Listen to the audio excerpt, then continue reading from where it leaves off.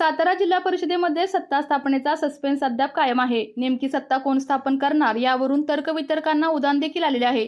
जिल्हा परिषदेतील सत्तेच्या चर्चेबाबत पालकमंत्री शंभूराज देसाई यांची भूमिका महत्त्वाची आहे।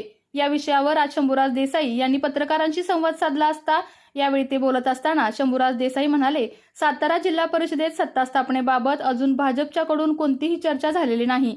सातारा जिल्ह्यामध्ये भाजपचे 2 मंत्री आहेत, एकही मंत्री सत्ता स्थापनेबाबत वक्तव्यही करत नाही। ज्याप्रमाणे शिवसेना आणि राष्ट्रवादीने आमची भूमिका मांडली आहे तशी भाजपकडून कोणतीही भूमिका आलेली नाही। आम्ही शिवसेना आणि राष्ट्रवादी एकत्र आहोत। आमच्यात कोणताही बी प्लॅनची गरज नाही। याबाबत कोणत्याही राष्ट्रवादीच्या नेत्यांना तुम्ही विचारा, अशी प्रतिक्रिया मंत्री शंभूराज देसाई यांनी यावेळी दिली। बघा, आता काही झालं अजून या बाबतीत भाजप काहीच बोललेलं नाही।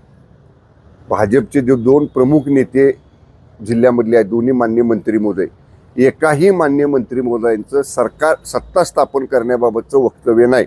जसं मी बोललो, माननीय मकरंद पाटील साहेब बोलले, आम्ही दोघंही आमची भूमिका मांडली आम्ही, तसं भाजपकडनं अजून भूमिकाच आली नाही ना। त्यामुळे त्यांची भूमिका आल्याशिवाय आम्हाला काय कळणार।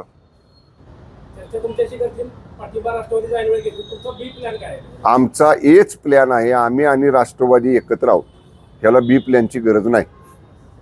आणि हे वाटलं तर तुम्ही राष्ट्रवादीच्या नेत्यांना विचारा, ते सुद्धा तुम्हाला हेच सांगतील। आम्ही एक आहोत एवढं नक्की। आपल्या तालुक्यातील जिल्ह्यातील बातम्या सर्वप्रथम पाहण्यासाठी आजच सातारा न्यूजला YouTube चॅनलवर सबस्क्राईब करा, लाईक करा, शेअर करा आणि बेल आयकॉन प्रेस करायला विसरू नका।